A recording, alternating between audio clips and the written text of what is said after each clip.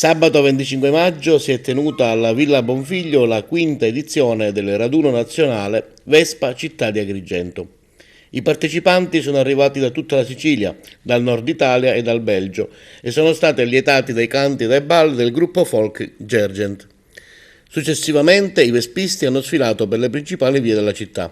Il presidente Vincenzo Pisano si è ritenuto soddisfatto della riuscita della manifestazione, voluta e desiderata da tanti anni. Sì, dopo 10 anni di assenza ritorna il raduno ad Agrigento. Con l'occasione abbiamo festeggiato i 20 anni di attività, di questa passione che ci lega a questo mezzo di trasporto che ha rivoluzionato l'Italia, come già sappiamo tutti.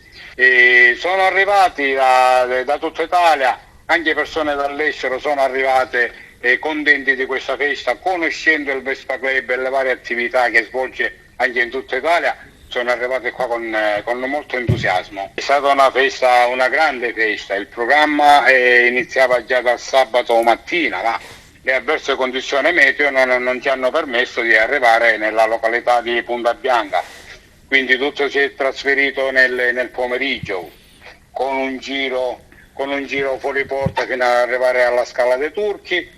E poi la sera c'è stato spettacoli di giocoloria comica per i bambini e per concludere la serata un bellissimo spettacolo di fuoco proprio nella fontana di Villa Bonfiglio. I partecipanti si stima di un 500 presenze tra iscritti e non, perché molte persone poi incuriosite si sono uniti al corteo e hanno fatto da coreografia a tutta la manifestazione.